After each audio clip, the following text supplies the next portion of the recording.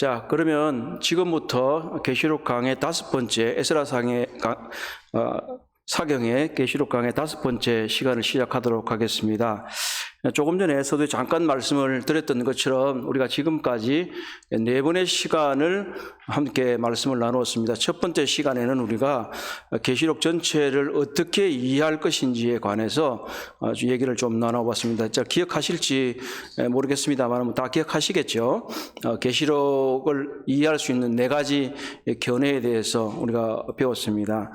과거주의, 역사주의, 이상주의, 그리고 미래주의, 이렇게 우리가 배웠습니다. 그런데 우리가 취하려고 하는 해석의 방법은 미래적 전천년주의다 하는 것들을 이렇게 말씀을 드렸습니다. 그리고 이제 1장에서는 1장 19절에 나와 있는 대로 요한이 지금 본 것과 지금 있는 일과 장차 될 일에 대해서 기록하고 있기 때문에 1장은 사도 요한이 반모섬에서 예수 그리스도의 영광스러운 모습에 대한 환상 또는 비전이라고 말할 수 있는 것을 보았고, 2장과 3장에서는 요한과 동시대의 교회, 소아시아 지역에 있는 7교회에 주님께서 편지하라고 하는 그 내용들을 우리가 보았는데, 주로 그 내용들은 우리 주님의 모습과 그리고 주님께서 교회의 실상에 대해서 알고 계신다는 것과, 그리고 교훈과 책망과, 또 그리고 어떻게 하면 이것을 너희들이 바꿀 것이냐, 그리고 이기는 자에게는 주님께서 주시는 놀라운 약속이 있다, 이런 것들을 보았습니다. 그래 계시록의 각각의 7교회에서 나름대로 어떤 이런 문제점 또는 잘하고 있는 측면, 그리고 주님에게 각각에게 약속하신 그런 측면들이 있는데, 다만 우리가 유의할 것은 첫 번째는 계시록의 7교회는 틀림없이 1세기에 있던 소아시아 지역에 있는 교회에게 직접적으로 해당하는 말씀이고, 그렇다고 해서 그것이 교회사 전체를 걸쳐서 점점점 그 역사를 설명해 주는 것은 아닙니다. 그러나 이것은 여전히 우리들에게도 어떤 교회의 전형적인 모습, 이런 것들이 있기 때문에 우리도 역시 이제 교훈을 받을 수 있다 하는 것을 말씀을 드렸습니다. 이제 오늘은 우리가 53페이지에 보면 제목이 3부 이렇게 돼서 미래에 대한 계시, 장차 될 일, 4장 1절에서 22장 21절로 이렇게 되어 있습니다. 그래서 오늘은 바로 장차 될 일에 대한 서곡, 다시 말하면 전주곡과 같은 이 내용입니다. 서곡 또는 전주곡 이런 얘기는 들어보셨을 거예요. 그래서 음악 같은 것들 연주할 때도 보면 서곡 악장이 반드시 있어 그 도입 본래의 곡으로 들어가기에 앞서서 무언가를 제시하려고 하는 그런 것들이 있습니다. 그래서 어떻게 보면 이 계시록은 하나의 큰 이야기의 틀을 이루어가면서 또 한편으로는 음악적인 또 연극적인 것들을 볼 수 있는 게, 지금 서곡이라고 말씀드렸던 것처럼 때때로 중간중간에 우리가 막간이라고 제가 이름을 붙인 간주곡 같은 것이 있어요. 다시 말하면 서곡이 있고 본래의 노래가 지금 있는데 그 중간중간에 다시 그것을 해석하고 또 한편으로는 그것을 더 제시하려고 하는 이런 것들이 이어져 가고 있다. 그래서 그런 것들을 염두에 두고 계시록을 보는 것이 좋겠다 하는 것을 말씀을 드립니다. 이제 그래서 4장과 5장은 6장 이하에서 일어나게 될 하나님의 엄중한 심판에 대해서 왜 이것이 일어나는가 하는 것들을 알려주는 것입니다.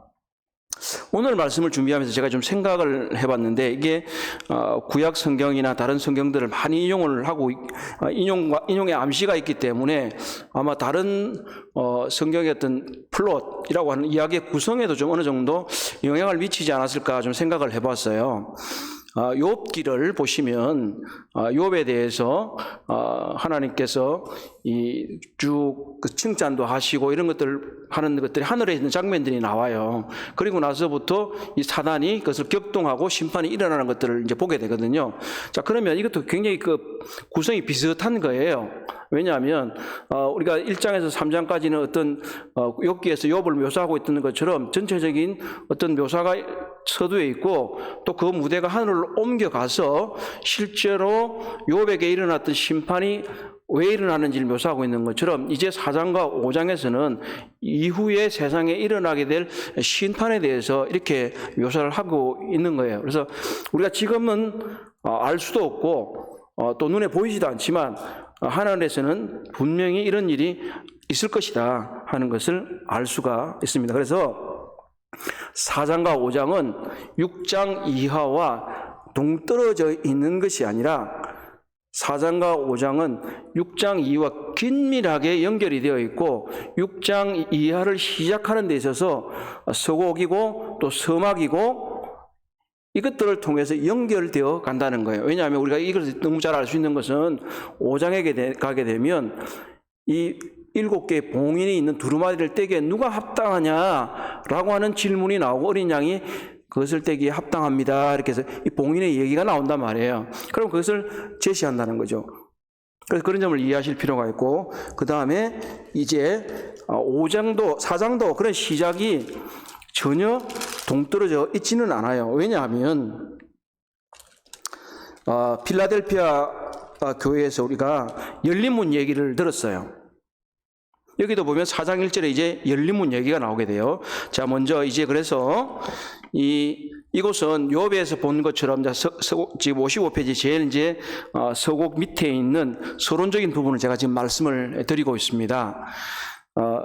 지금 이것은 하늘의 법정 또는 하늘의 이 하나님의 궁정에서 일어나고 있는 일이라는 거예요. 그래서 보면 상상력을 좀 발휘해 보시면 제일 가운데 하나님의 보좌가 있고 그 밑에 이제 네 생물들이 둘러싸 있고 그 다음에 24장로가 이렇게 부복하여서 있고 그리고 천군 천사가 쭉 둘러서서 이 찬양을 하고 있는 그런 굉장히 그 위세가 있는 그런 광경이 우리에게 지금 펼쳐지고 있다는 거예요. 그래서 이것을 동심원 구조라고도 하고 어떻게 보면 십자형 구조 이런 말도 쓰게 되는데 이런 모습들이 이렇게 점점점 이루어져 가고 있어요. 그래서 하나님의 궁정은 이렇게 쭉 보면 중앙에서부터 시작해서 오늘 온 모양으로 이렇게 둘러싸고 있는 모양이고 이야기의 전개는 보게 되면 처음에 내세물이 나오고 20장로가 나오고 그 다음에 다시 20장로의 찬송이 먼저 나오고 그 다음에 내생물의 찬송이 뒤를 이어 따르는 그런 이 구조들을 이어가고 있어요. 그래서 처음에 제가 얘기한 게 역사적이고 문법적인 해석이 제일 먼저 중요하다 이렇게 말씀을 드렸었고 그 다음에 살펴볼 것이 우리가 문학적인 해석을 좀 해봐야 되겠다라는 얘기를 이게 무슨 소설을 읽어야 된다 그런 얘기를 하는 게 아니라 어떤 이야기의 구성에 있어서 그런 기법들을 쓰고 있기 때문에 형제 자매님들이 이런 구조들이 쭉 이어져 가는구나 하는 것을 보실 수 있을 것입니다. 자, 이제 그러면 우리 오늘은 이 본문이 아주 길지는 않기 때문에 제가 중요한 단락들을 한 번씩 읽으면서 이렇게 진행을 하도록 그렇게 하겠습니다. 먼저 4장 1절로 3절에 있는 말씀을 제가 읽겠습니다. 형제 자매님들은 중으로 들어오셨기 때문에 일일이 함께 하기가 좀 쉽지가 않아서 제가 읽도록 그렇게 하겠습니다. 4장 1절 이 일 후에 내가 보니 하늘에 열린 문이 있는데 내가 들은 바 처음에 내게 말하던 나팔 소리 같은 그 음성이 이르되 이리로 올라오라 이후에 마땅히 일어난 일들을 내가 내게 보이리라 하시더라.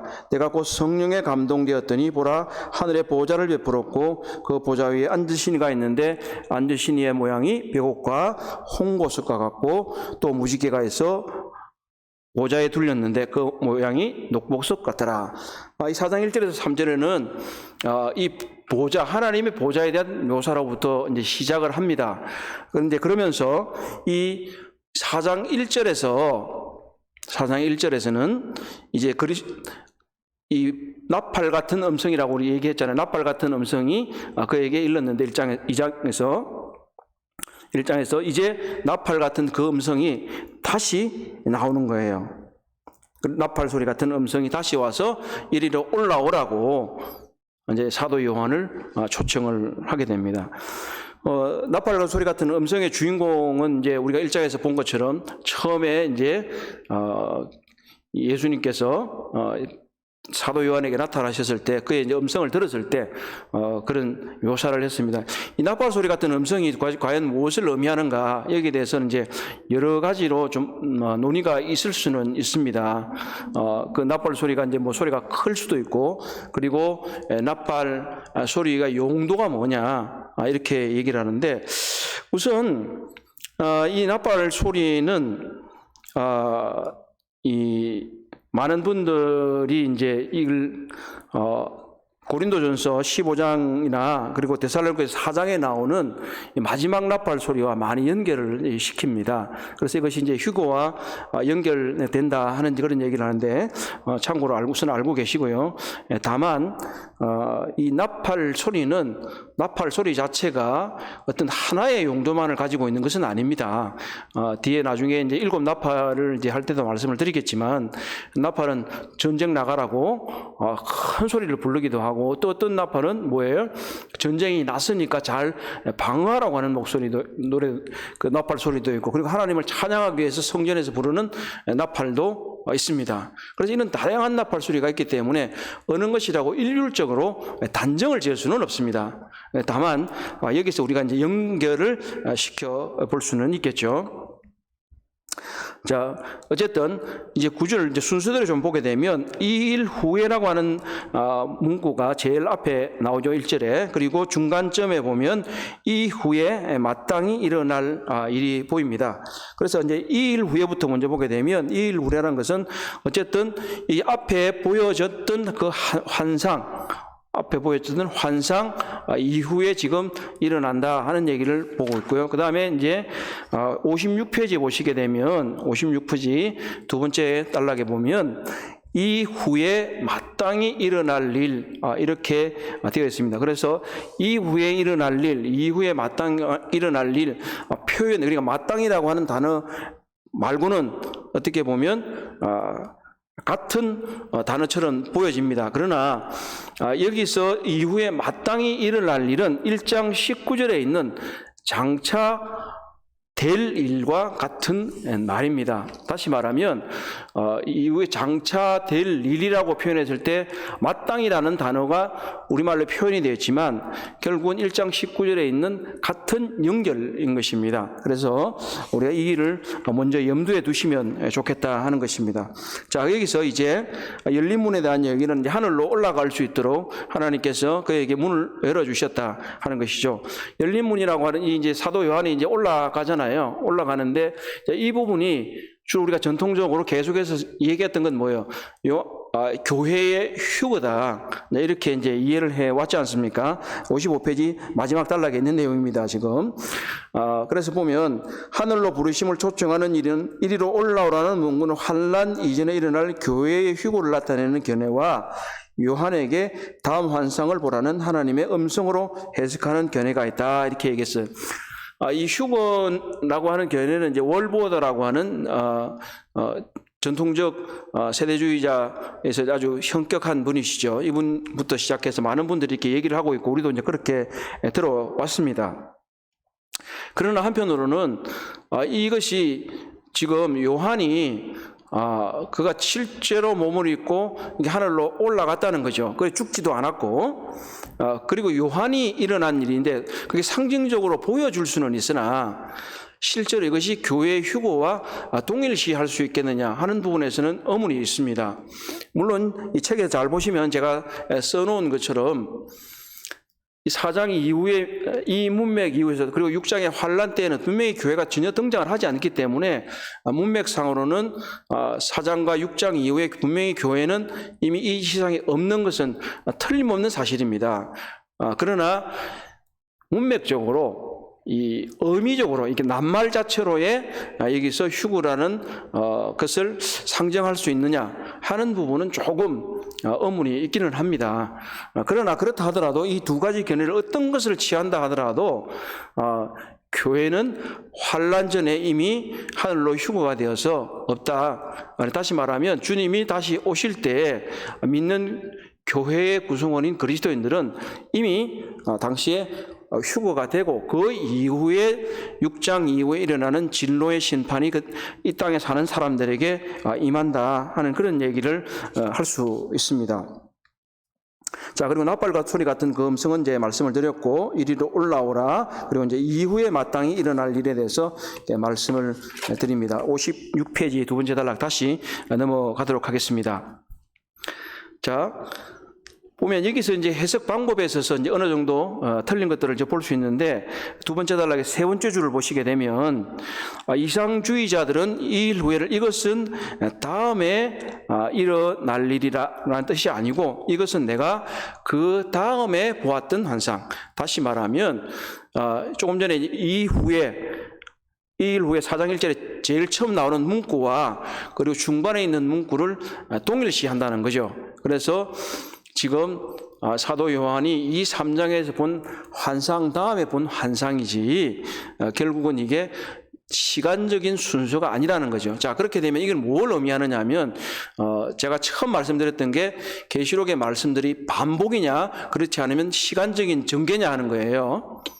그래서 이상주의자들이 방금 이와 같이 내가 다음에 본 환상이라고 말하게 되면 시간적인 전개의 개념이 아니라 그냥 환상의 순수만을 말하기 때문에 계속적으로 이것은 선과 악의 대립이나 또는 아니면 하나님의 궁정에서 심판이 일어나는 모든 상황에 대해서 교훈으로 받을 수 있다라고 해석을 하게 된다는 것입니다.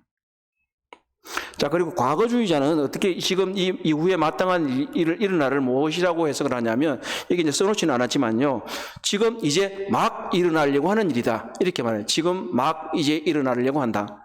그렇게 되면 뭐예요?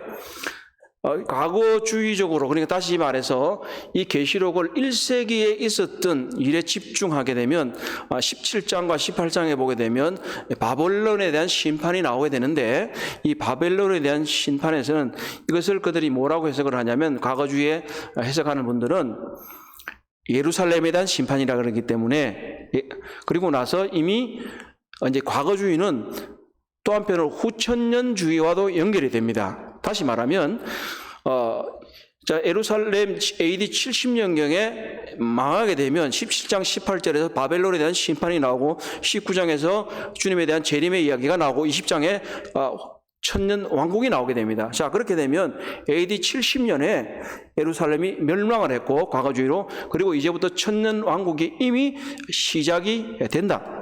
이런 식으로 이제 연결이 되기 시작하는 거예요. 그래서 이런 부분들을 좀 생각해 이제 보시면 해석의 체계들이 왜 있는가 하는 것들을 좀 이해하실 수 있을 것입니다. 어쨌든 이 과거주의자들이 말하는 것은 마땅히 일어날 일, 장차 될 일이 아니라 지금 막 일어날 일, 지금 요한이 지금 환상을 받고, 자, 그렇게 되면 이게 말씀드렸잖아요.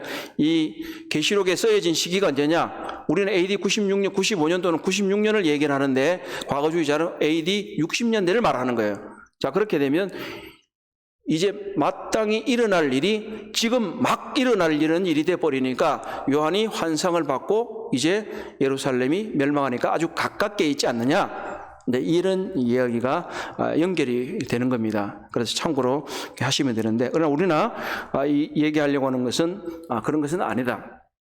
이것은 마땅히 우리가 1장 19절에서 본 대로 이것은 바로 장차 될 일, 미래에 될 일에 관해서 얘기를 하고 있다 하는 것을 염두에 두실 필요가 있습니다. 여기 바로 이제 56회 제일 두 번째 단락에 하단에 써놓은 것이 1장 19절에서 하나님이 보여주신 계획에 따라서 미래의 일, 즉 이후에 마땅히 될 일이 요한의 눈앞에 펼쳐진다, 이렇게 볼 수 있을 것입니다.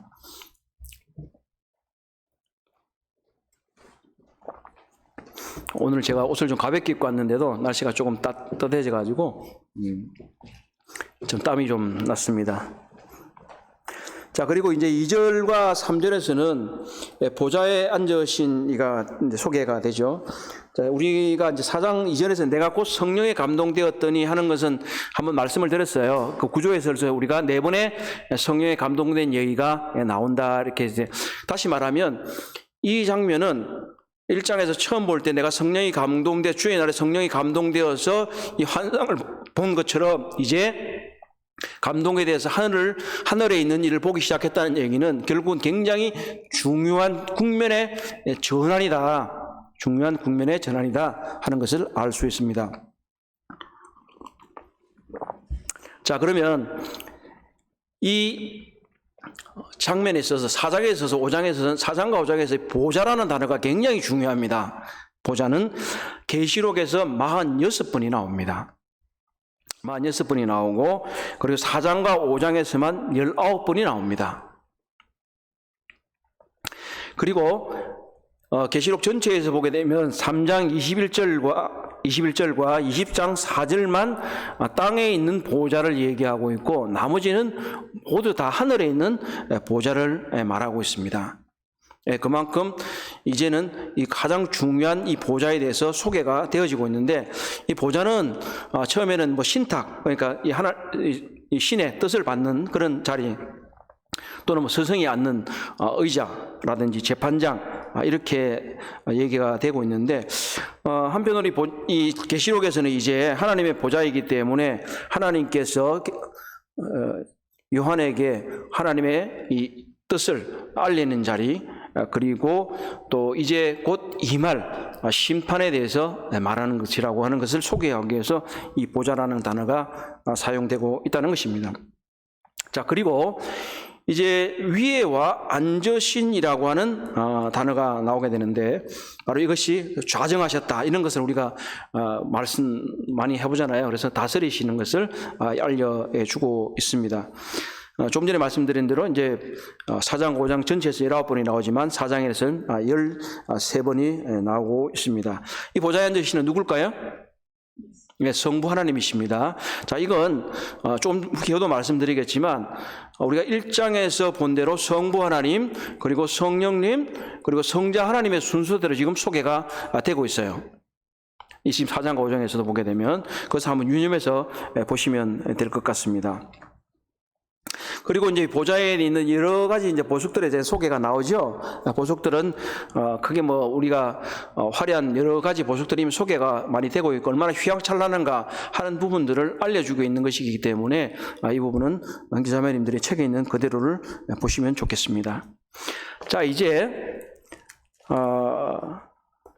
보시면 먼저 4장 이제 이 4절과 5절을 이렇게 보도록 하겠습니다.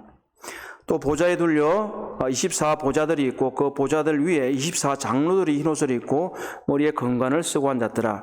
보좌로부터 번개와 음성과 우레소리가 나고 보좌 앞에 켠 등불 7이 있으니 이는 하나님의 7 영이라.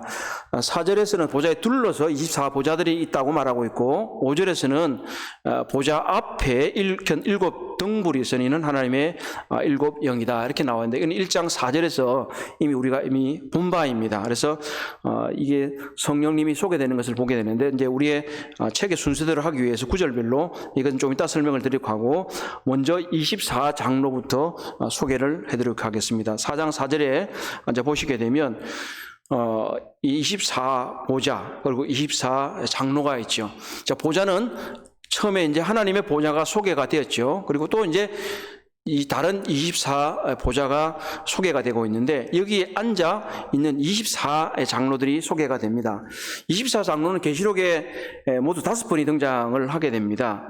그래서 이들이 누군가 하는 것에 대해서 많은 이제 사람 논의가 이렇게 진행이 되고 있죠. 그래서 첫 번째는 이 천상의 영적인 존재인 천사다. 그리고 두 번째는 구속받은 인간을 대표한다. 이렇게 얘기를 해요. 또 그걸 좀 더 세분하게 되보면, 세분하면 세 개로 또 나눠볼 수 있는데 57페이지 중간점 하고 있습니다.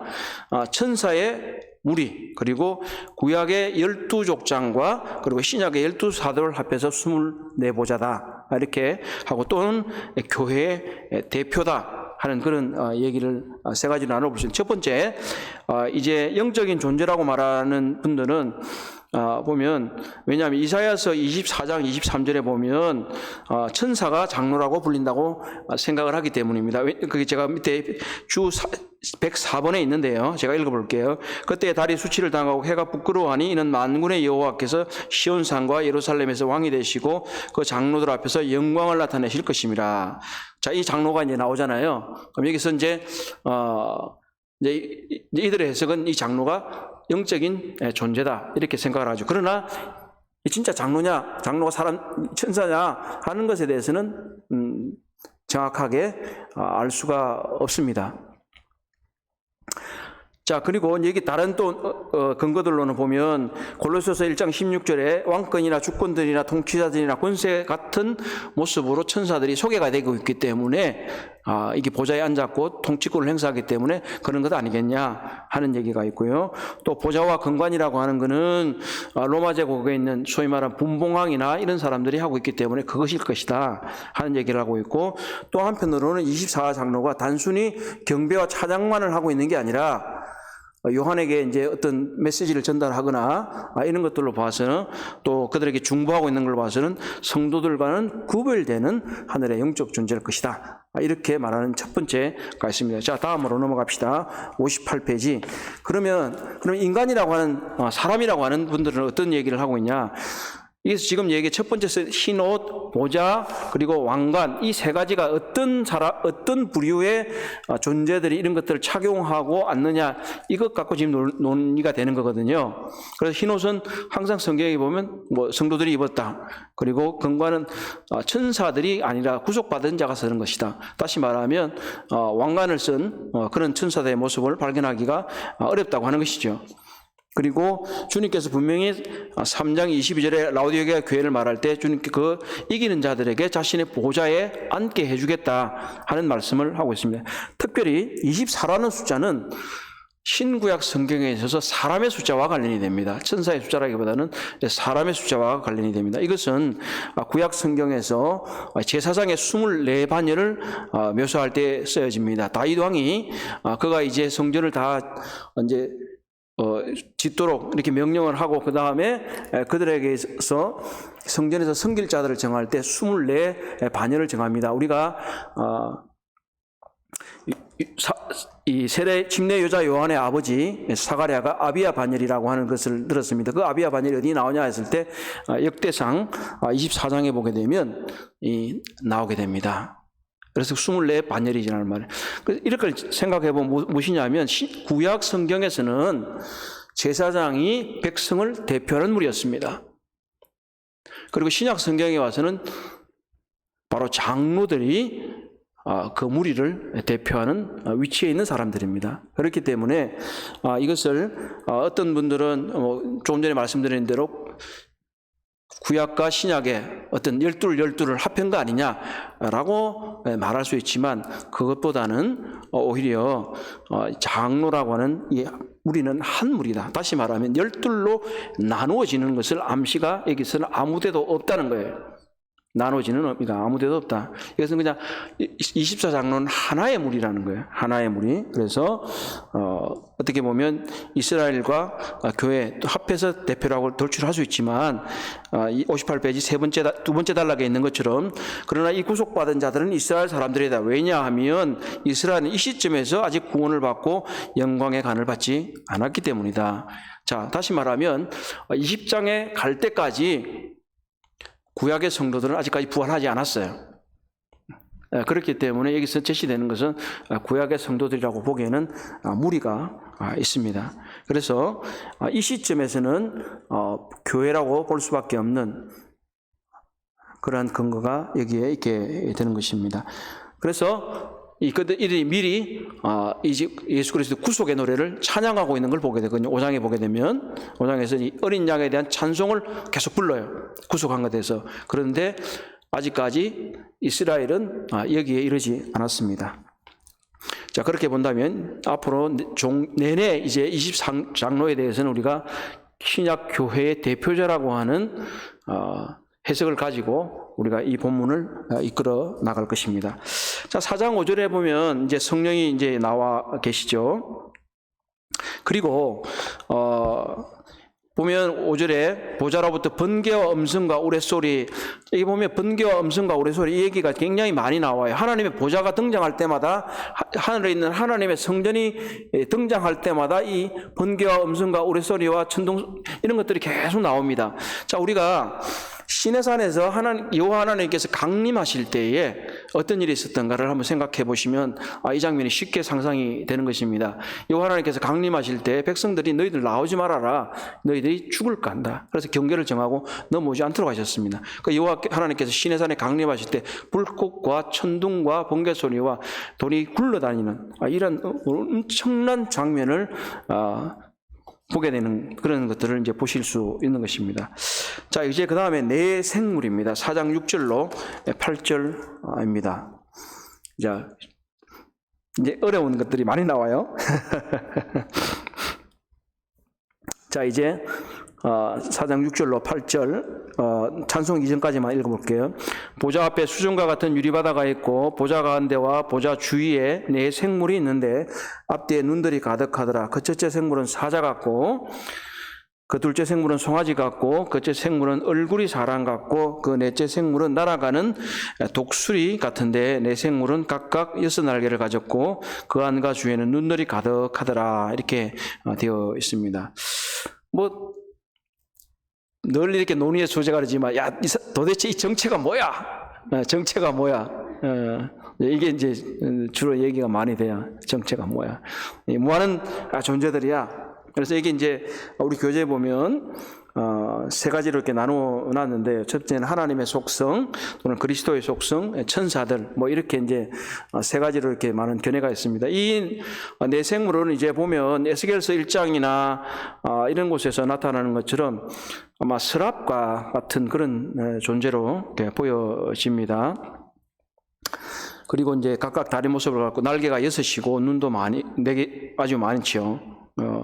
그래서 이것은 문자적으로 말하면 네 개의 뭐 개자라는 게 좀 그렇지만 뭐 이게 존재이기 때문에 개가 아니라 어떤 적절한 단어가 없습니다. 네 개 살아있는 존재다 하는 거였어요.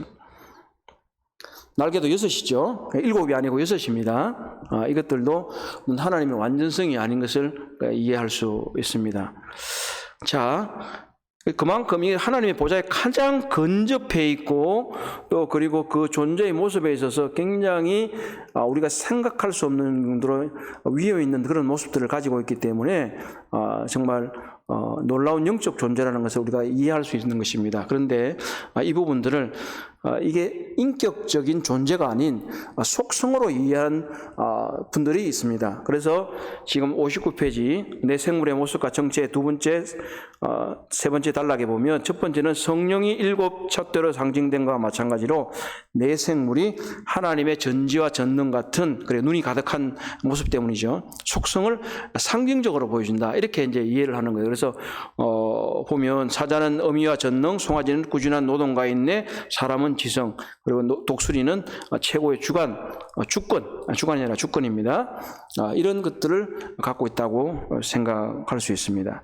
근데 두 번째로는 우리가 사복음서와 관련해서 그런 얘기 많이 들어봤잖아요. 뭐 이 종의 복음, 뭐 마태복음은 유다 지파의 사자니까 왕의 복음, 또는 뭐 마가복음은 송아지, 종, 그래서 종의 복음, 누가복음은 인자 하는 그런 얘기, 요한복음 독수리 같은 하나님의 아들과 관련된 이런 얘기를 하는데 속성이라고 하는 거죠.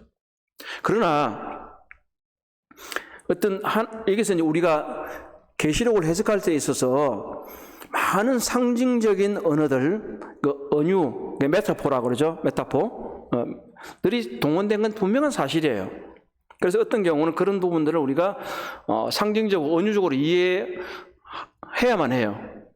그런데 이런 경우들에 있어서 명백하게 생물의 어떤 존재의 속성을 나타내는, 그러니까 존재적인 면제가 아니라 존재만이 할 수 있는, 인격적인 존재만이 할 수 있는 그런 모습들이 있는 것에 대해서는 인격적인 모습으로 그대로 받아야 된다는 거예요. 그것은 뭐냐면 셋째는 내 생물은 하나님의 속성을 찬양하는 천사, 하나님의 속성을 상징하는 게 아니라 하나님의 속성을 찬양한다는 거예요. 자, 이것이 이제 우리가 8장 8절 B절 이하에서부터 나오게 되는 것인데, 자, 그래서 이 내 생물은 어떤 하나님과 그리스도의 속성을 나타내는 것이 아니라 바로 인격적인 존재인데, 그것은 영적인 존재로서 하나님의 보좌에 가장 근접해 있으면서 하나님을 찬양하고 하나님의 뜻을 전달하는 그런 존재라는 것을 말씀을 드립니다. 자, 이제 4장 8절 하반절부터 11절까지 나와 있는 찬양을 좀 보도록 하겠습니다. 제가 읽을게요. 거룩하다 거룩하다 주 하나님 곧 전능하시니여 전에도 계셨고 이제도 계시고 장차 오실리라 하시고 그 생물들이 보좌에 앉으사 세세토록 살아계시는 이에게 영광과 존귀와 감사를 돌릴 때에 24장로들은 보좌에 앉으신 앞에 엎드려 세세토록 살아계시는 이에게 경배하고 자기의 관을 보좌 앞에 드리며 이르되 우리 주 하나님이여 영광과 존귀와 권능을 받으시는 것이 합당하오니 주께서 만물을 지으시니라 만물이 주의 뜻대로 있었고 또 주심을 받았나이다. 자, 내 생물의 찬양을 보게 됩니다. 먼저 조금 전에 말씀드렸던 대로 이제 뭐가 먼저 등장을 했어요? 24장로들이 먼저 등장을 했어요.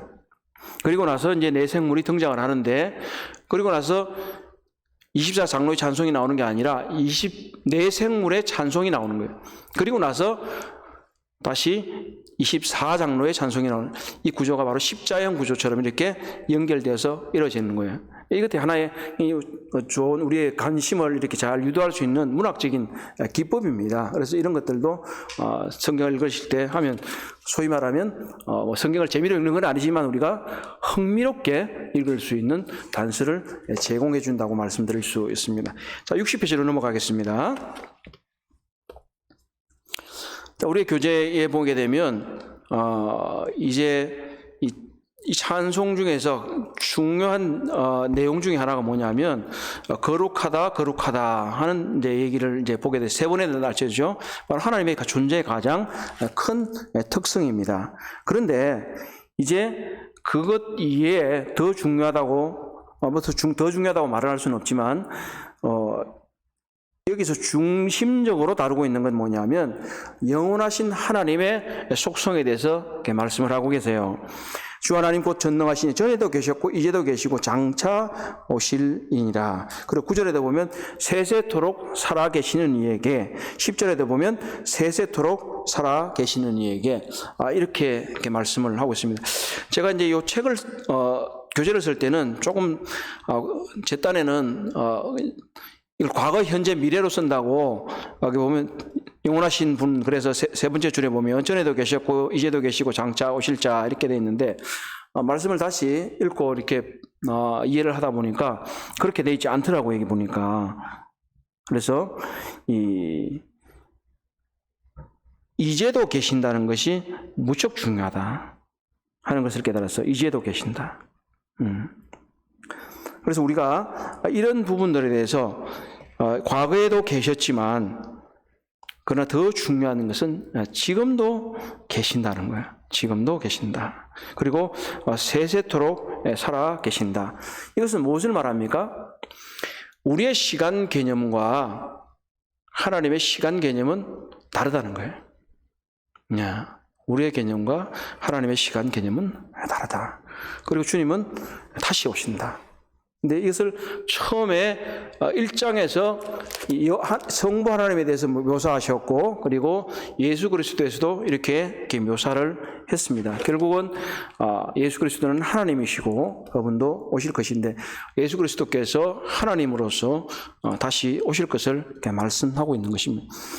우리가 이런 삼중적인 표현들은 우리가 계속해서 배우는 것처럼 바로 하나님의 완전하심을 잘 드러내고 있는 겁니다. 거룩함에 대해서 세 번 말했고요. 그리고 그분의 존재에 관해서 전에도 계셨고 이제도 계시고 장차 오실이고, 이제도 계시고 전에도 계셨고 장차 오실 이신 것입니다. 자, 두 번째 24장로의 찬양은 10절에서 11절에 기록되어 있습니다. 세세토록 살아 계시는 이에 대해서 찬양을 하고 있는데요. 그리고 이 자기의 관을 보좌 앞에 드렸다. 자기의 관을 보좌 앞에 드렸다 하는 거예요. 이게 우리가 이제 조금 전에 24장로가 천사라기보다는 교회를 대표하는 사람들이라고 이제 본 것처럼, 이 관은 바로 상급으로서 받은 것이라고 볼 수 있는 것입니다. 찬송가 31장 3절에도 보면, 새 찬송가 31장 3절에도 보면 그런 구절이 나옵니다.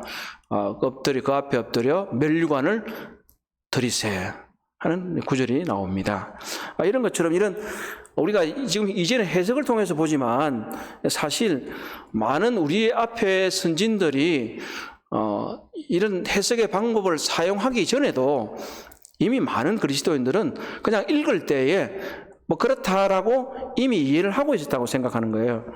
우리는 오늘날은 워낙 이제 공부를 많이 하다 보니까 이제 이런 얘기 저런 얘기까지도 막 이제 이건 저래서 그렇습니다. 저건 그래서 그렇습니다. 이렇게 얘기를 하지만 사실은 간편하게 간명하게 읽으면 이게 그렇구나라고 우리는 이해할 수 있다는 거예요. 그래서 이런 부분들을 하는 것도 뭐 크게 무리는 없을 것이라고 보여집니다.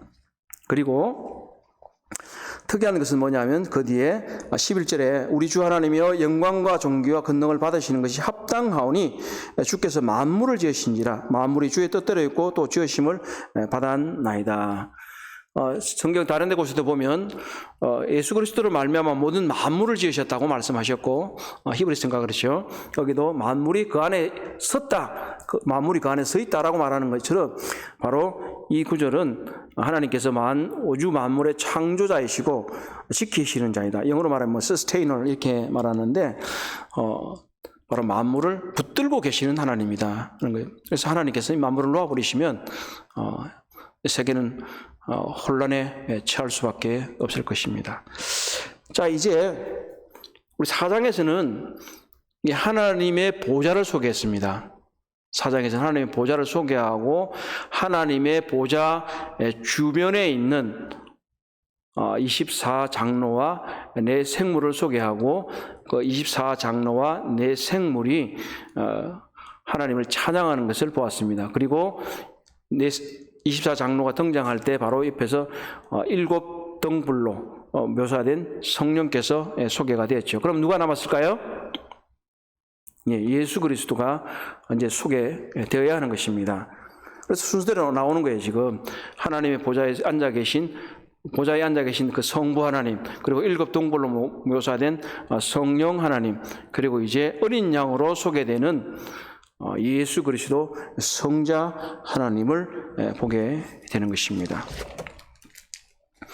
자, 이제 5장 1절을 또 먼저 한번 보도록 하겠습니다. 여기서 책이 나옵니다. 책. 자, 5장 1절. 내가 보매 보좌에 앉으신 이의 오른손에 두루마리가 있으니 안팎으로 섰고 또 7인으로 봉하였더라.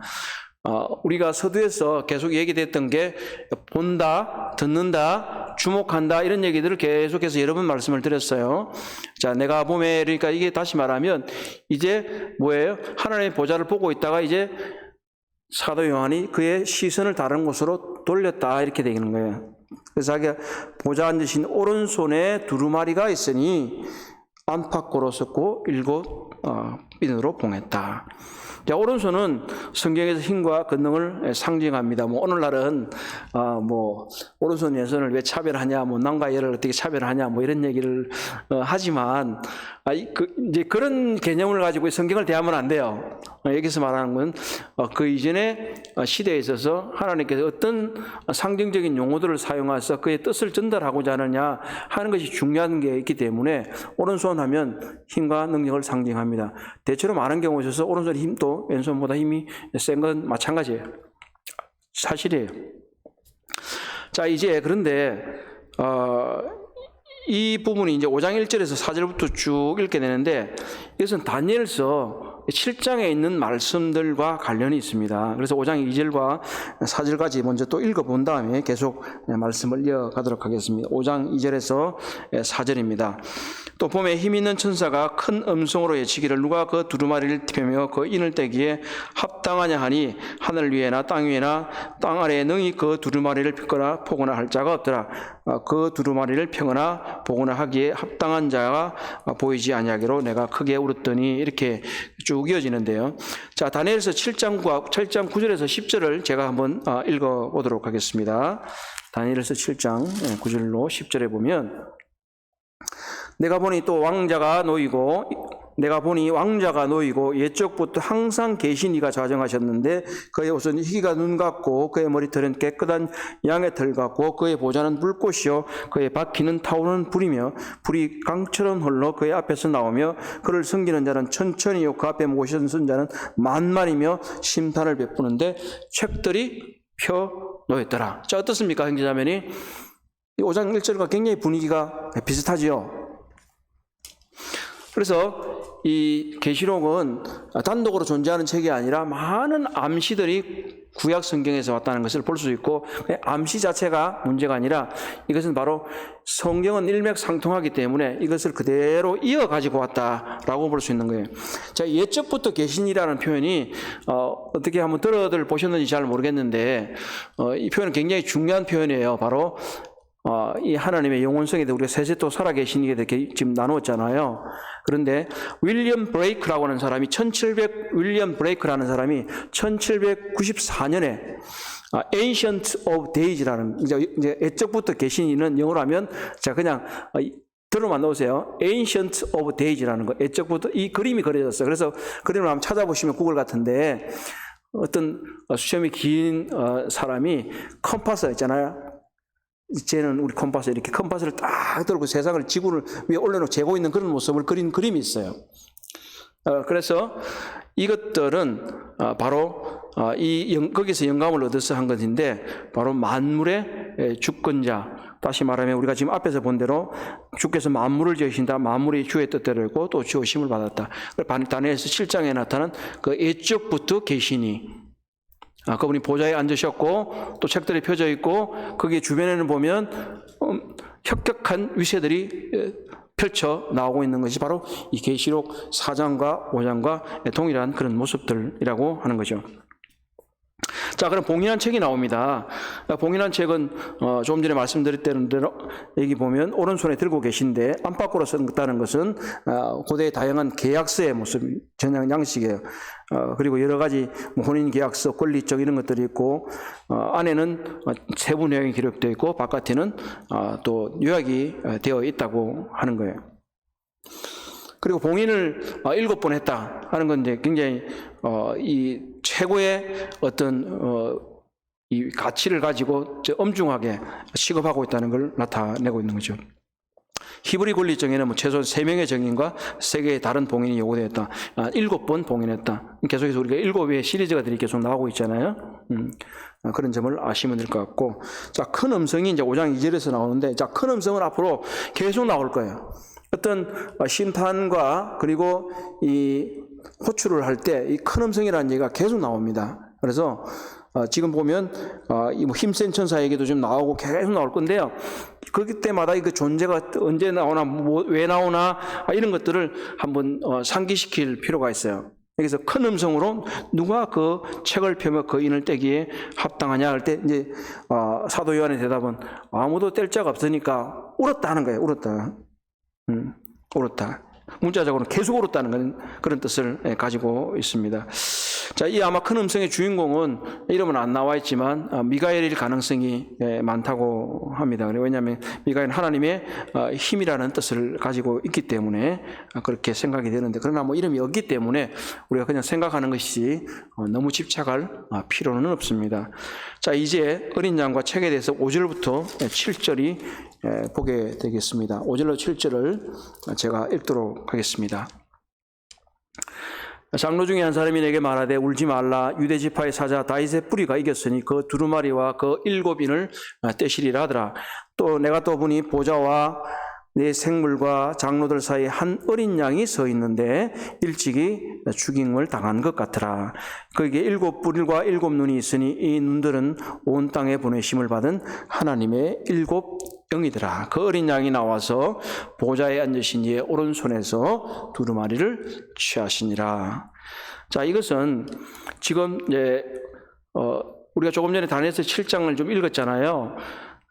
지금 옛적부터 계시니가 자정하셨고, 그 이후에 지금 보게 되면 인자 같은 이가 보좌 앞으로 이끌려가는 것을 다니엘서 7장에서 볼 수 있는데, 이제 여기서는 보면 하나님의 보좌가 있고 여기서 이 봉인을 7봉인이 되어 있는 두루마리를 뗄 자가 누구냐라고 했을 때 합당한 자가 없다고 하니까 이제 요한이 둘러보니까 한 어린 양이 소개가 되는 이 장면은 바로 다니엘서 7장에 있는 장면들과 똑같은 것입니다. 제가 다니엘서 7장 13절과 14절을 읽어볼 테니까요. 한번 들어보세요.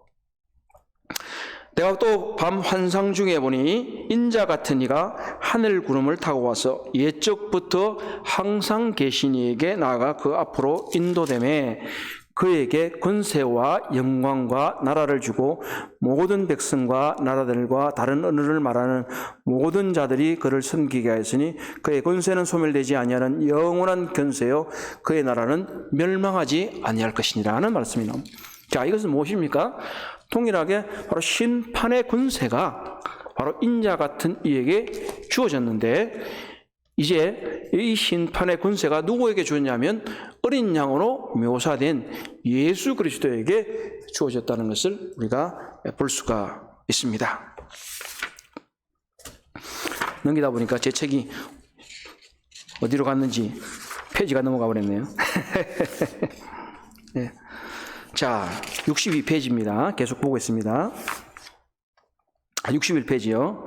자, 그래서 이 어린 양이 소개가 되는데 첫 번째로는 누구라고 소개되냐면 유대 지파의 사자 하는 거예요. 사자. 6절에 죄송합니다. 5절에 보면 내게 말하다 울지 말라 유대 지파의 사자 다윗의 뿌리가 이겼다. 그리고 그 두루마리와 7인을 떼기에 합당하다. 첫 번째는 유대 지파의 사자. 자, 여기서 창세기 49장에 보면 야곱이 그 아들들에 대해서 예언할 때 유다 지파에 대해서 유다는 사자다라는 말 이렇게 표현이 나와요. 그래서 유다 지파는 이 사자 왕권을 상징하는 것입니다. 유다에게부터 왕권이 나왔어요. 그래서 사자라고 묘사가 되어 있고, 그래서 그분이 바로 조금 전에 우리가 다니엘서 7장 14절에 있는 것은 뭐예요? 그의 나라는 영원하다. 인자 같은 이의 나라는 영원하다는 것을 봤잖아요. 자, 그래서 이분이 왕이라는 거예요. 자, 그리고 6절에는 뭐예요? 한 어린 양이 나왔다. 이렇게 한 어린 양. 자, 어린 양은 자 62페이지 4번입니다.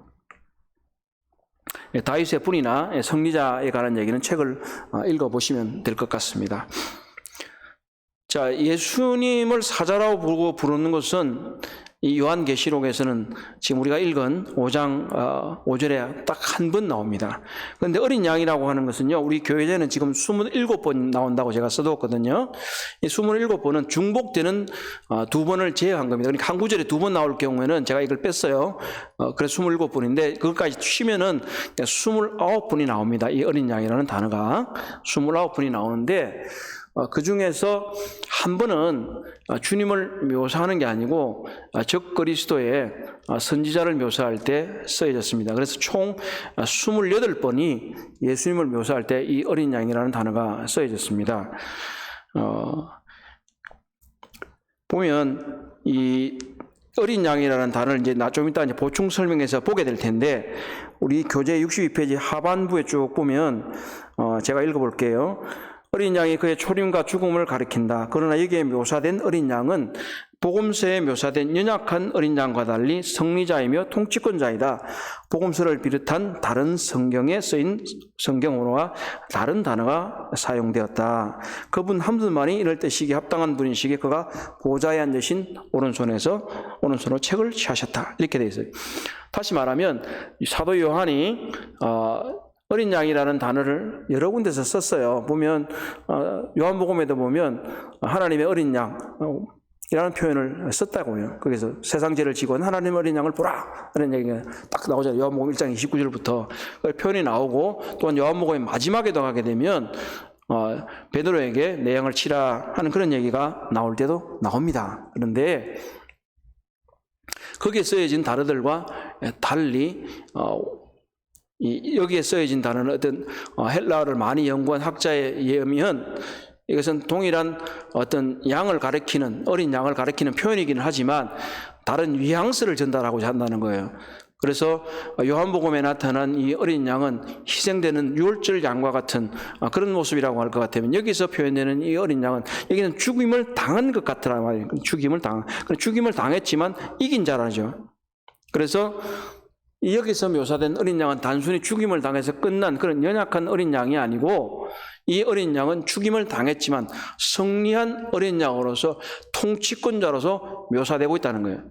그래서 이게 요한계시록은 사실은 이 어린 양은 대단히 중요한 거예요. 그리스도가 바로 이 어린 양을 소위 우리가 기독론이라는 단어를 혹시 들어보셨는지 모르겠는데 바로 그리스도에 대한 것을 설명할 때 어떤 모습으로 묘사되는가 할 때 바로 통치권자, 이긴 자로서의 어린 양이 여기서 묘사가 되고 있다는 것입니다. 여기서 7뿔도 나오죠. 그래 통치자의 권위와 힘을 나타냅니다.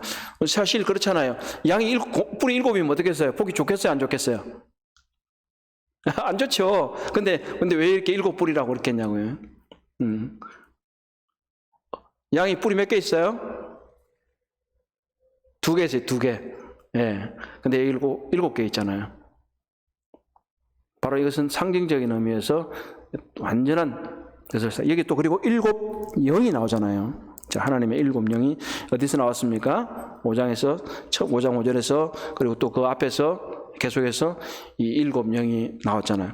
자, 여기서 하나 말씀드릴 수 있는 것은 뭐냐면 성령의 존재에 대해서인데 이것은 이 계시록의 중심은 아니지만 참고로 좀 알고 계시면 좋겠어요. 성령이 어디로부터 나오시느냐? 성부로부터 나오세요. 그리고 성자 하나님부터 나오세요. 그래서 이 동일하게 묘사가 될 수 있는 거예요. 요한복음 16장 7절에 보면 내가 그를 할 때는 그는 성령입니다. 내가 그를 너희에게 보내리니, 또 요한복음 15장 26절에 보면 내가 아버지께로부터 너희에게 보낼 보혜사 곧 아버지께로부터 나오시는 진리의 성령이 오실 때 그가 나를 증언하실 것이요. 다시 말하면 성령께서는 아버지 하나님께로부터 나오시고 아들 하나님께로부터 나오시고 성령께서는 바로 삼위일체의 하나님으로서 함께 하나님의 속성을 공유하는 분이라는 것을 볼 수 있는 거예요. 그래서 여기서 7영이 이제는 어린 양에게도 있는 것이고, 그리고 이제 계시록 1장에서도 보면 하나님 앞에, 하나님의 또 5장에서 4장에서 하나님의 보좌 앞에 있는 7등불도 역시 성부 하나님 앞에서도 7영이 있고, 그리고 성자 하나님에게도 7영이 있는 것을 볼 때 성부와 성자와 성령께서는 함께 한 분 하나님으로 계신다는 것을 알 수가 있습니다. 자, 이제 마지막으로 5장 8절에서 14절까지 해서 어린 양께 드리는 경배를 볼 수가 있습니다. 이제 5장 8절을 보게 되면 그 두루마리를 취하심에 네 생물과 24장로들이 그 어린 양 앞에 엎드려 각각 금은과 향이 가득한 금대접을 가졌으니 이 향은 성도들의 기도라. 금은고는 이제 현악기잖아요. 여기서 이제 하나님을 찬송할 때 계속해서 이런 것들이 많이 이 우리말로 금은고로 번역해서 그렇지 금은고인지 아닌지는 몰라요. 그냥 진짜 뭐 금은고라고 생각하시면 안 돼요. 제가 좀 그리고 좀 웃어야 돼요. 유튜브를 보니까 제가 이렇게 썸네일이라고 아시죠? 제일 멋있는 모습이 나와야 되는데 지난주에 조금 안 나왔어요. 그래서 이제 왜 농담을 할까요? 좀 쉬어가려고요. 자, 형제자매님, 그래서 음악도 이런 부분에서 매우 중요하다는 겁니다. 우리의 예배에 있어서. 계시록 4장과 5절, 특별히 5장에서는 우리가 하나님의 예배에 대한 중요성을 이제 보게 될 겁니다. 우리의 예배는 어떠한 모습이어야 되는가 생각할 때 이 계시록 4장과 5장을 통해서 하나님께 드리는 예배는 어떠한 모습들이 우리에게 드러나야 될까 하는 거예요. 이 모든 보면 24장로와 내 생물은 천군에서 힘을 다 빼서 찬송을 드리잖아요. 그리고 여기 이제 현악기를 동원해서 악기를 동원할 수 있으면 좋아요. 뭐 요란해서 뭐 어떤 팝을 연주하는 건 안 되겠지만 우리가 하나님을 찬양하는 데 있어서 또 다윗의 찬양대 같은 것들도 보면 엄청나게 이렇게 멋있게 장음하게 이렇게 울려 퍼지잖아요. 그런 부분을 말씀드렸고, 두 번째 63페이지에 금대접이 있습니다. 이것은 주로 종교식에 많이 쓰였어요. 이렇게 납작한 이런 것들이. 그래서 이 금대접은 성도의 기도라고 설명합니다. 이렇게 돼 있어요. 그 향이 이렇게 성도의 기도다. 네, 이것이 나중에 이제 어떻게 전개가 될지는 보시면 됩니다. 이것이 찬양의 기도인지 그렇지 않으면 신운의 기도인지 이런 것들을 나중에 우리가 보게 되실 거예요. 여기서는 그 부분만 염두에 딱 두시고 계시면 좋겠습니다. 여기서 우리가 계속 보게 되는 건 뭐냐면 구약적인 성경의 사용에 있어서, 성경의 구약적인 사용에 있어서 그는 많은 제사적인 용어들이나 또 섬김에 관한 것들이 등장하고 있다는 거예요. 그래서 그런 이미지를 좀 이해하고 있으면 이 계시록을 이해하는 데 더 도움이 된다 하는 것입니다. 여기서 아마 쓰여진 것은 이 기도는 성도들의 신원의 기도, 심판이 앞섰기 때문에 우리 원한을 풀어주십시오 하는 것이 될 것입니다.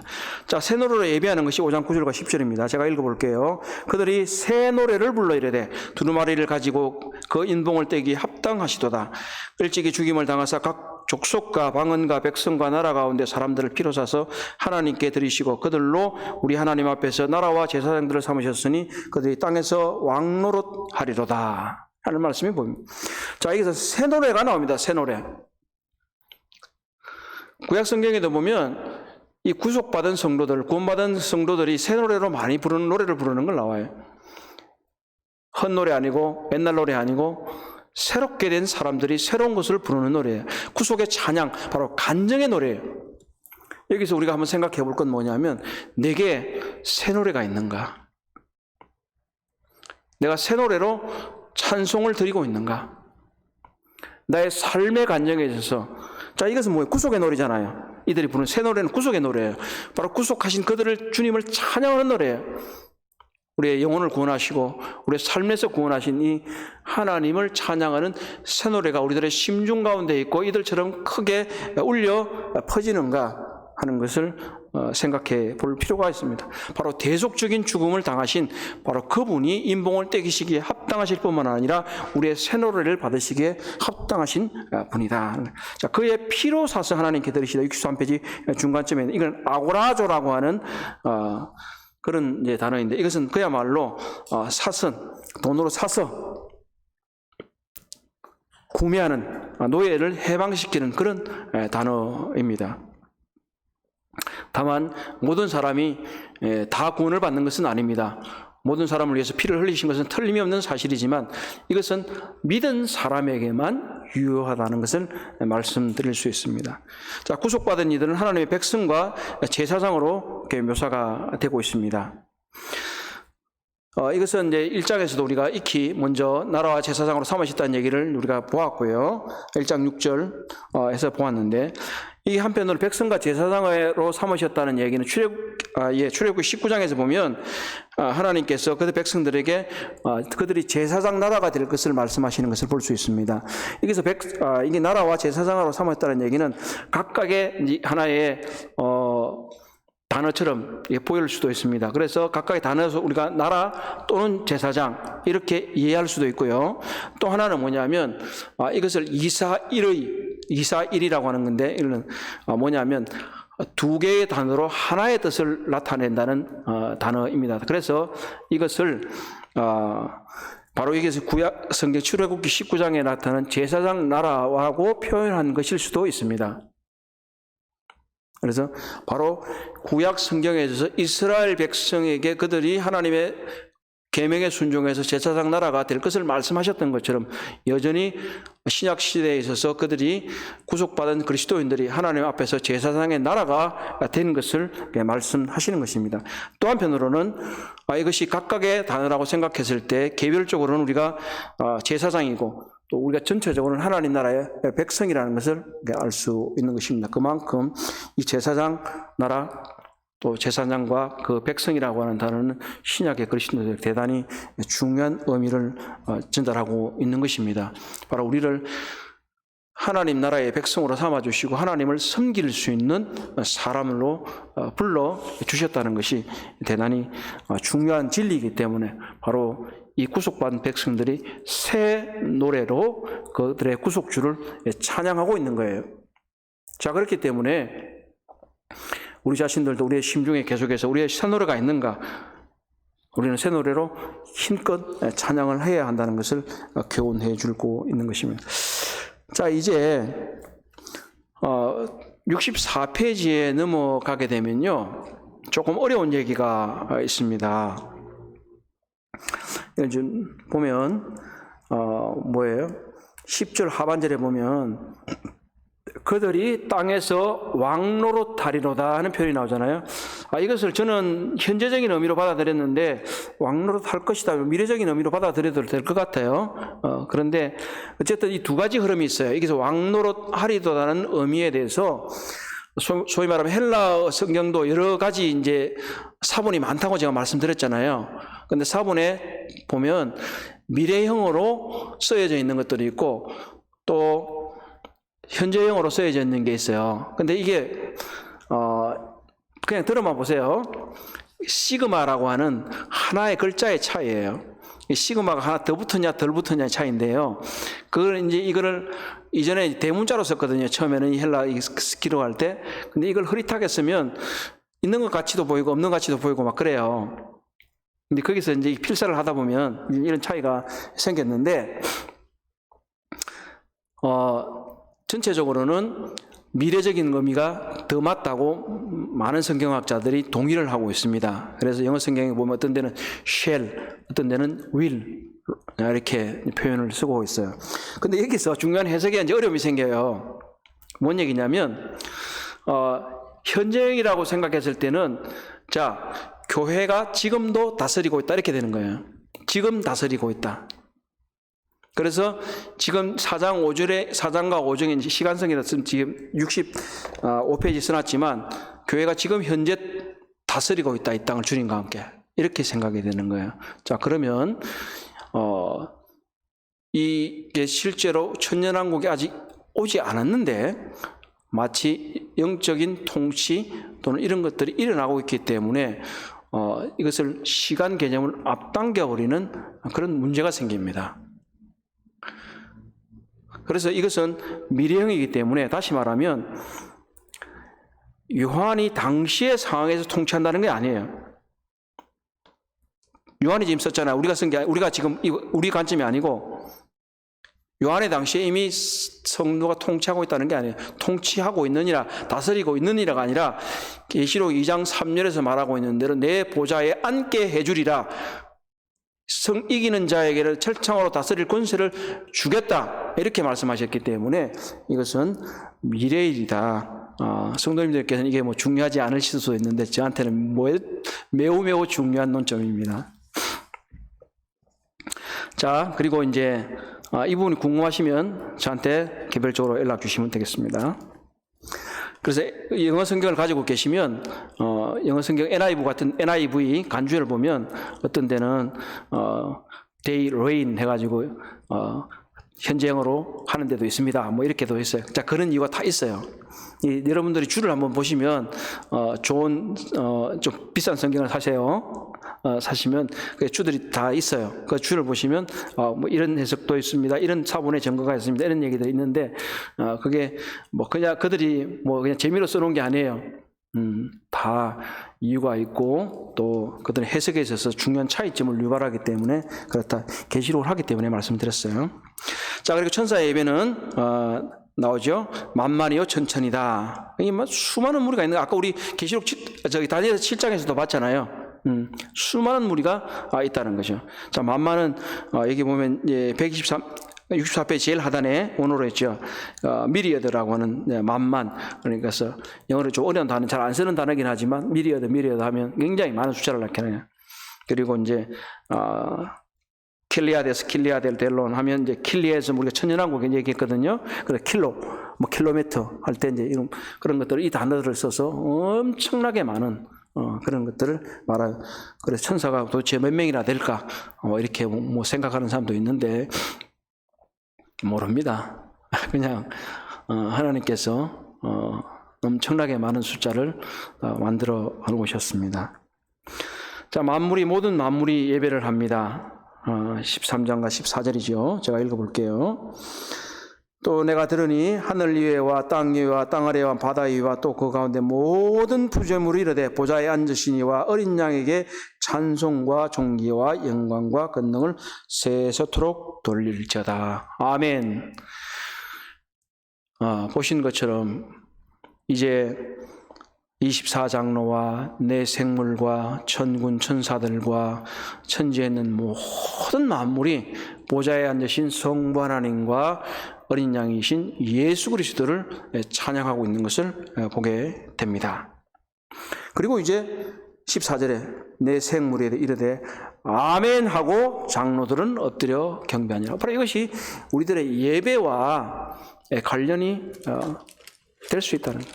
어떤 이들은 찬송을 드릴 것입니다. 우리는 그것에 아멘합니다. 그리고 우리가 같이 함께 경배하는 겁니다.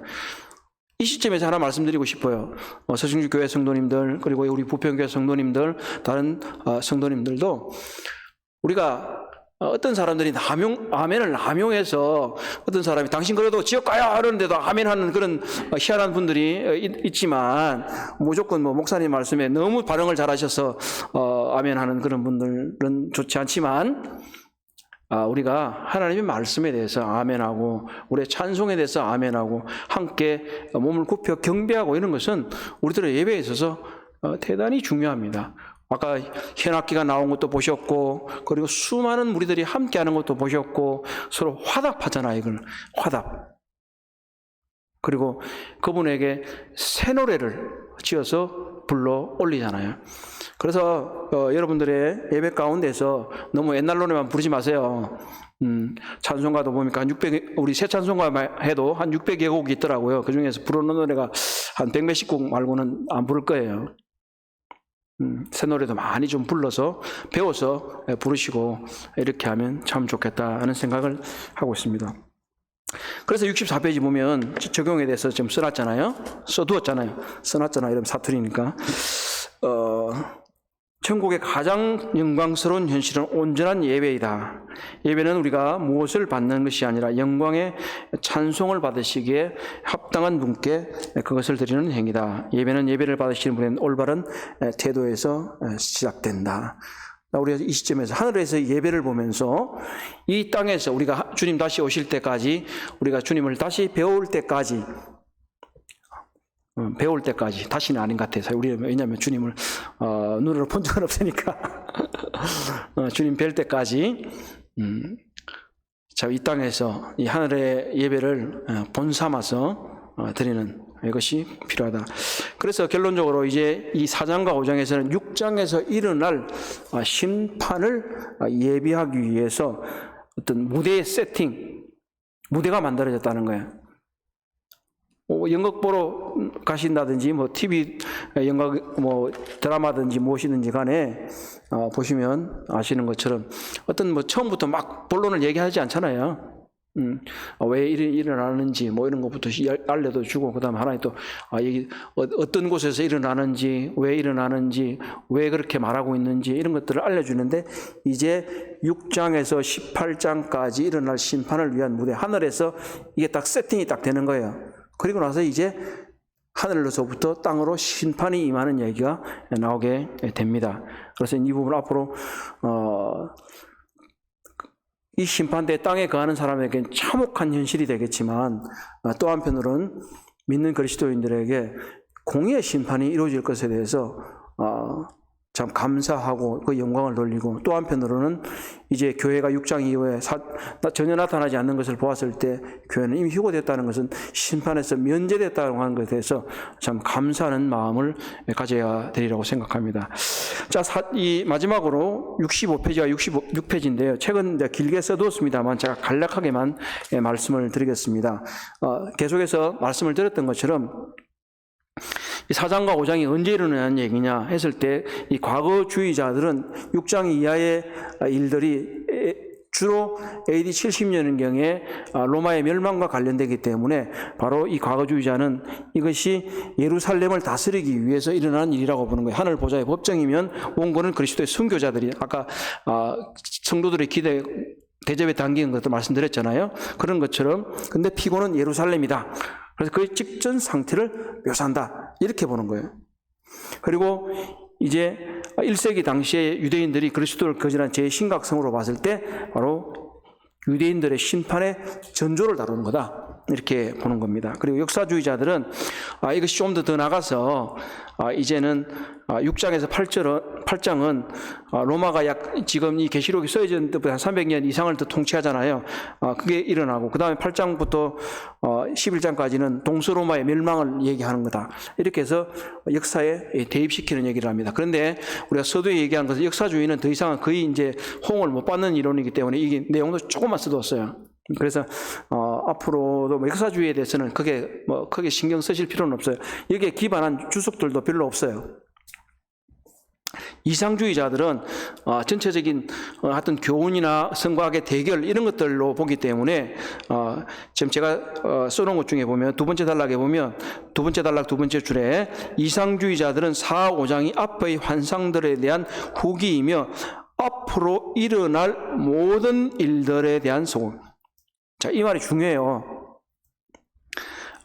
앞으로 일어날 모든 일, 아무 표현이 아닌 것 같지만 모든 일이라는 얘기는 뭐냐면 전체로서 보는 거예요.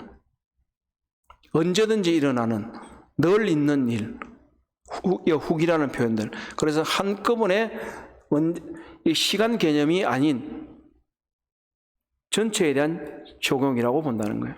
전체에 대한 적용. 그래서 이게 뒤에 이제 쭉 써 있는 것처럼 여기 보면 중간점에 보면 그러므로 이후에 묘사되는 환란의 개별적 이슈에 대해서 문자적으로 받아들여 혼동을 일으키지 말아야 된다. 자, 극단적인 종말론을 얘기해서 사회에 무리를 일으키는 사람들이 있었습니다. 그건 대단히 잘못된 일은 분명합니다. 그런데 TV 같은 데 보면 이런 것들이 잘못됐다는 얘기를 하면서 나와서 인터뷰하는 분들 중에서 이런 것들을 얘기하는 분들이 있었습니다. 계시록은 문자적으로 해석하는 것이 아닙니다. 그것은 비유적인 말이기 때문에 그렇게 말하면 잘못된 일입니다. 이렇게 말하는 데는 볼 수 있어요. 그건 이제 묵시문학이라고 하는 하나의 어떤 교훈적이고 세상의 종말에 대한 심판에 대한 이야기들 그냥 스토리를 알려주는 것이다 이렇게 생각하기 때문에 적용점이 없다 보는 거예요. 그러면 결국은 뭐예요? 세상의 종말이 문자적으로 일어나는 것에 대해서 흐릿하게 만들어버리기 때문에 결국은 이 땅에 사는 세상 사람들에게 있어서 비난과 비판을 피해갈 수 있어요. 그런데 우리는 그렇게 믿지 않는 겁니다. 이것은 분명히 문자적으로 일어날 일들에 관한 이야기입니다. 그것을 마치 시한을 정해서 언제 어느 쪽에 일어난다고 해석하는 것은 잘못됐지만 그러나 그 때는 분명히 알 수 없다고 우리 주님이 말씀하셨기 때문에 우리는 그 믿음에 기반하면서도 또한 계시록은 언제든지 일어날 수 있는 속히 오시는 주님에 대한 기대를 가지고 보는 것입니다. 자, 점진적 세대주의에 관한 얘기는 방금 얘기입니다. 아까 지금 바로 이 시작이 왔느냐 그렇지 않으면 6장 이후의 일들이 아주 미래 이후의 일이냐 하는 얘기를 하고 담고 있는 얘기이기 때문에 이 부분은 좀 어려운 얘기이기 때문에 다루지는 않겠습니다. 다루지는 않고 다만 소위 점진적 세대주의자라는 분들은 6장과 18장에 있는 이야기들이 미래에 있는 일이긴 하지만 오늘날에도 일어나고 있고 과거에도 일어났다 이렇게 말하고 있습니다. 그래서 다중적인 성취 또는 적용이라는 표현을 쓰게 되는데 이것은 받아들이기 힘듭니다. 6장 이후의 일에 관해서는 분명히 종말 때 일어날 일이기 때문입니다. 우리가 교훈과 적용은 반드시 분리를 해야 합니다. 우리가 1세기 때에 2, 3장에 등록한 7교회가 1세기에 있었던 교회이지만 우리가 그들을 통해서 오늘날에도 우리가 교훈을 받을 수 있지만 그것이 오늘날도 그 교회가 역사적으로 전개된다고 생각하지 않는 것처럼 6장 이후의 일들이 미래의 일이지만 우리가 그것을 통해서 교훈을 받을 수는 있으나 그것이 해석이 오늘날로 가져와서는 안 되는 것입니다. 그것이 해석과 적용의 차이입니다. 이런 것은 질문이 있으면 언제든지 말씀해 주시기 바랍니다. 또 그리고 왕대심에 관해서는 천년 왕국 때의 다스리심과 오늘날의 주권자이신 예수님의 모습과는 다른 것입니다. 하나님은 언제나 왕이십니다. 영원히 임금이십니다. 그리고 우리 주님도 그렇습니다. 그렇다고 해서 천년 왕국 때 땅에서 다스리시는 것과 영원한 주권자이신 하나님과 같은 모습은 아닌 것입니다. 그리고 오해해서 우리가 왕되심을 마치 미래에 와서 다스리시기 때문에 우리가 오늘날에도 그분의 왕되심을, 우리의 주권자 되심을 부인한다고 생각하는 사람이 있는데 그것은 전혀 잘못된 생각입니다. 그분은, 하나님은 영원한 주권자이시고 우리들의 왕이시고 우리 주님은 우리의 주님이시고 왕이신 것은 분명합니다. 그렇다고 해서 그분이 천년왕국에 있을 때의 다스림을 지금 가져오신 것은 아닙니다. 그렇기 때문에 그 부분을 구분하시면 좋겠습니다. 66페이지 어린 양에 대한 얘기는 보시면 보면 6월절 어린 양이 출애굽기에서 처음 등장하고요. 그리고 요한복음에서는 속죄양이신 어린 양이 등장하게 됩니다. 그리고 이제 계시록에서는 승리자이신 어린 양이 나오게 됩니다. 이것을 쭉 보시면 아까 몇 번 나온다고 그랬죠? 29번 나오는데 그중에 28번이 우리 주님을 묘사하고 있다. 각각의 묘사하는 내용들을 제가 다 적어두었습니다. 자, 어린 양의 단어 연구해 보시면 계시록에서는 어린 양을 표기할 때 아르니온이라는 단어를 썼다. 복음서에서는 암노스가 쓰였고 아르니온의 유일한 용례는 요한복음 2장 31절입니다. 이 단어들의 의미의 차이에 대한 예를 통해 어떤 학자들이 죽임을 당한 어린 양이 이제는 승리자와 주권자임을 묘사하기 위해 요한이 아르니온을 선택하였다고 생각합니다.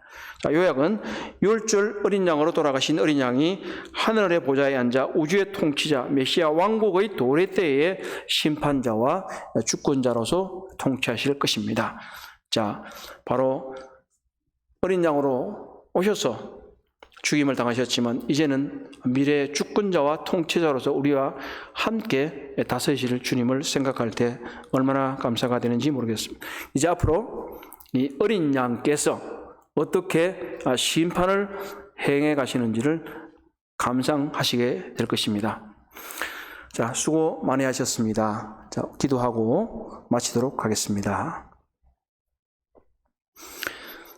자비하신 아버지 하나님, 참 감사를 드립니다. 우리 주님께서 참 어린 양, 속죄의 양으로 오셔서 제 모든 죄를 대속하시고 죽임을 이기시고 승리자가 되신 것을 생각할 때 감사를 드리고 찬양을 드립니다. 전능하신 하나님이시며 주권자이신 하나님을 찬양합니다. 그분에게만 세세토록 영광이 있기를 기도합니다. 아버지 하나님, 오늘 저희가 이제 이 하늘에서 보여진 예배에서처럼 저희들의 예배가 전심으로 드려지게 하시고 저희들의 새 노래로 주님을 찬양하고 영광을 돌려드릴 수 있도록 도와주시기를 기도합니다. 저희들의 삶이 정말 이 하늘에서 보인 이 예배를 보아서 저희들이 나태하거나 또 방만하지 않고 정말 주님께로만 집중하는 이 차들에 있는 많은 무리가 오로지 이 보좌에 앉으신 이와 어린 양에게만 집중하고 있는 것을 봅니다. 저희들도 그렇게 할 수 있도록 도와주시옵소서. 아버지 하나님, 저희들 이 계시록 공부가 끝까지 잘 진행될 수 있도록, 그리고 저에게도 힘주시고 듣는 모든 성도님들에게도 함께 해주셔서 저희들이 이 과정을 끝까지 잘 마쳐갈 수 있도록 도와주시기를 기도합니다. 감사를 드리며